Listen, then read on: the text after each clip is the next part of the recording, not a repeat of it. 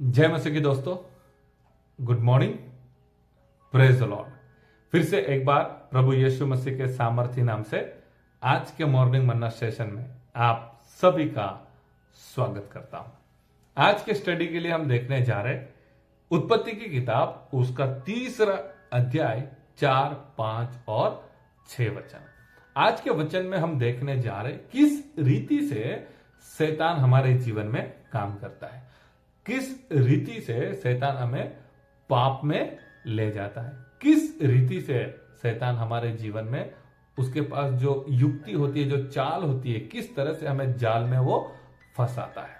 तो हम जानते हैं उत्पत्ति किताब में जब परमेश्वर ने सृष्टि को बनाया, जब परमेश्वर ने आदम को बनाया, तब आदम को कहा था यहां पे वाटिका में जितने भी वृक्ष है सब वृक्ष के फल तुम खा सकते हैं, लेकिन एक ऐसा वृक्ष है जिसका फल तुम नहीं खाना है।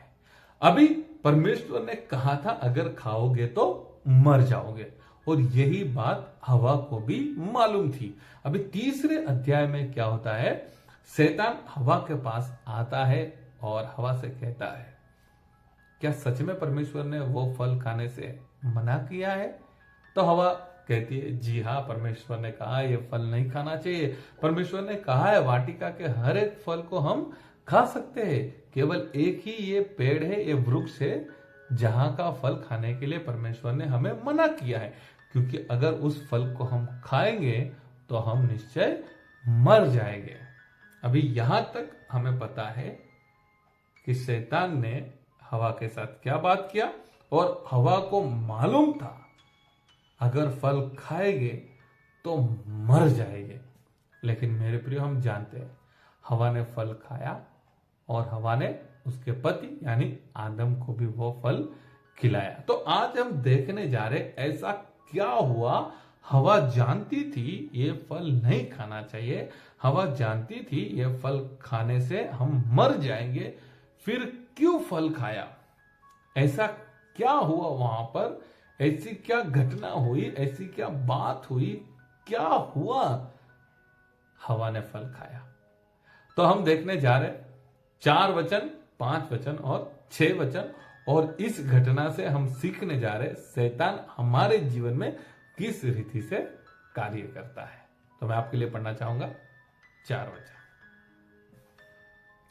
तब सर्प ने स्त्री से कहा तुम निश्चय न मरोगे। पहली बात तो शैतान ने कहा देखो परमेश्वर ने कहा है ये फल खाओगे तो मर जाओगे, लेकिन ऐसा नहीं है, तुम नहीं मरोगे।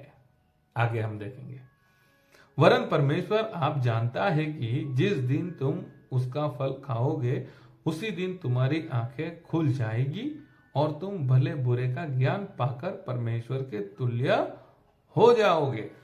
अभी शैतान ने क्या किया? देखो परमेश्वर ने इसलिए आपको फल खाने से मना किया क्योंकि जिस दिन आप ये फल खाओगे आप परमेश्वर के समान बन जाओगे, आपको ज्ञान हो जाएगा, भला बुरा क्या है इसके बारे में आप जान जाएंगे। अभी ये बात जब हवा ने सुनी, इन बातों को जब हवा ने सुना, तो हम 6ठा वचन देखने जा रहे हवा ने किस रीति से रिएक्ट किया।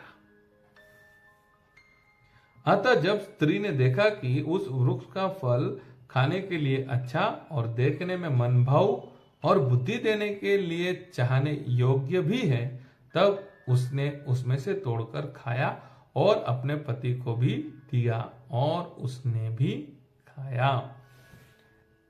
6ठा वचन कहता है हवा ने फल खाया और उसने अपने पति को भी दिया और आदम ने भी खाया। लेकिन खाने की वजह ये थी हवा ने ये बात मान लिया ये फल खाने से हमें बुद्धि मिलेगा, क्योंकि शैतान ने कहा था ये फल खाने से तुमको बुद्धि मिलेगा, तुमको ज्ञान मिलेगा, अच्छा बुरा क्या है तुम जान जाओगे। तो हवा को ये अच्छा लगा और हवा ने सोचा अगर मैं फल खा लूंगी तो मैं भी बुद्धि प्राप्त कर लूंगी, ज्ञान प्राप्त कर लूंगी, अच्छा बुरा मैं भी समझने लगोगी। तो यहां पर सीखने वाली बात यह है शैतान का इंटेंशन यानी शैतान का इरादा ही यह था हवा फल खाना चाहिए, क्योंकि परमेश्वर ने कहा था फल मत खाना। तो शैतान का यह इरादा था इनको किसी भी रीति से फल खिलाना चाहिए। अभी शैतान डायरेक्ट में ये काम नहीं कर पाया। शैतान ने कहा आपको ये फल खाना है, लेकिन हवा जानती थी परमेश्वर ने ना बोला है अगर ये फल खाओगी तो मर जाऊंगी। तो शैतान ने यहां पर इनडायरेक्ट कार्य किया। शैतान ने क्या कहा, देखो ऐसा नहीं है, आप नहीं मरोगे, लेकिन अगर खाओगे तो आपका इसमें फायदा है, खाओगे तो आपका नुकसान नहीं होने वाला है, लेकिन आपको बुद्धि मिलेगा, आपको ज्ञान मिलेगा, आप परमेश्वर के समान हो जाओगे। तो इन बातों को हवा ने अपने जीवन में पॉजिटिवली ग्रहण किया। यानी हवा को लगा शैतान जो बोल रहा है, अरे ये तो मेरे फायदे के लिए बोल रहा है, इसे तो मुझे बुद्धि प्राप्त हो जाएगा, ये फल खाने से मुझे ज्ञान आ जाएगा, ये फल खाने से मैं तो परमेश्वर के समान हो जाऊंगी। यानी शैतान की बातों पर हवा ने विश्वास कर लिया। मेरे प्रियो, ये ही सबसे बड़ी गलती हुई। शैतान ने जो जाल बिछाया, शैतान ने जो बातें किया, उन बातों पर हवा ने विश्वास कर लिया। मेरे प्रियो, एग्जैक्टली आज भी शैतान हमारे जीवन में इसी रीति से काम करता है। शैतान का काम है हमें पाप में डालना, शैतान का काम है हमें परमेश्वर से दूर लेके जाना। लेकिन शैतान सीधी रीति से जब काम नहीं कर पाता है, तो शैतान इनडायरेक्ट आकर हमारे साथ हमारे जीवन में काम करता है। शैतान का एक ही इरादा होता है, किसी भी रीति से हमें पाप में डालना, किसी भी रीति से हमें परमेश्वर से दूर करना। कई बार शैतान हमारे पास भी ऐसी योजनाएं लेके आता है, कई बार शैतान भी ऐसी बातें हमारे पास लेके आता है जो हमें ऐसा लगता है इसमें मेरा फायदा है, जिसमें हमें लगता है यस मुझे करना चाहिए, और शैतान उसके पीछे, उसके अंदर उसका जाल बिछा हुआ रहता है। शैतान का ये इरादा नहीं था हवा को ज्ञान मिल जाएगा, हवा को बुद्धि मिल जाएगा। शैतान कभी भी हमारे बारे में अच्छी सोच नहीं रखता। शैतान कभी भी हमारे बारे में आशीषों का विचार नहीं रखता है। शैतान हमेशा हमारे को पाप में डालने का ही सोच रखता है। लेकिन हवा को लगा शैतान मेरे बारे में अच्छा बोल रहा है। तो मेरे प्रियो, आज के वचन से हम सावधान रहेंगे। सब बातें अच्छी है, लेकिन सब बातें हमें फायदा के लिए नहीं होती है। कुछ बातें हमारे लिए नुकसान बन जाती है। कभी कभी शैतान हमें फंसाने के लिए इनडायरेक्ट हमें समझाता है, देखो ये करोगे तो तुम्हें फायदा होने वाला है, ये करोगे तो इसमें तुम्हें मुनाफा मिलने वाला है, ये करोगे तो तुम्हारे जीवन में प्रगति आने वाली है, ये करोगे तो तुम्हारे जीवन में आशीर्वाद आने वाला होता है। और कई बार हम उसके जाल में फंस जाते हैं। कई बार हवा की तरह हम भी उसके बातों में आ जाते हैं, आगे बढ़ जाते हैं, और बहुत कड़वा अनुभव हमें करना पड़ता है। बहुत बार हम दुखी हो जाते हैं, निराश हो जाते हैं, बहुत बड़ा नुकसान का हमें सामना करना पड़ता है।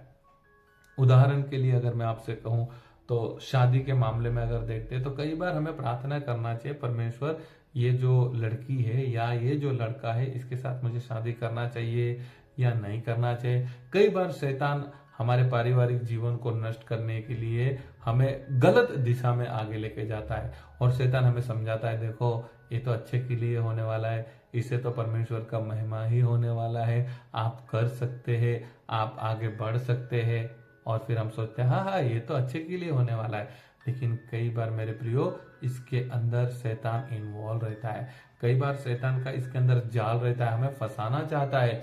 जिस रीति से शैतान ने हवा को फंसाया था, फल खाएगी तो तुम्हें बुद्धि आ जाएगी, ये फल खाओगे तो तुम परमेश्वर के समान हो जाओगे। शैतान ने कभी भी हमारे बारे में अच्छा नहीं सोचा है, हमेशा हमारा नुकसान और हमें पाप में डालने का ही सोचा है। तो जिस रीति से शैतान कार्य करता है, उसी रीति से पृथ्वी पर भी कुछ ऐसे लोग होते हैं जो हमें हमारा फायदा दिखाते हैं और बाद में हमें चीटिंग कर लेते हैं। इसलिए डायरेक्टली चीटिंग नहीं कर सकते ना, तो कुछ स्कीम लेके हमारे पास आते हैं, कुछ योजना हमारे पास लेके आते हैं, फिर कहते हैं देखो अगर आप इसमें इन्वेस्ट करोगे, देखो अगर आप इसमें आते हैं तो आपको ये मिलेगा, आपको वो मिलेगा। फिर हम सोचते हैं हाँ ये तो मेरे लिए बहुत अच्छा है, अरे ये तो मेरे लिए फायदा है। फिर हम आगे बढ़ते हैं और फंस जाते हैं और हमारे साथ चीटिंग हो जाती है।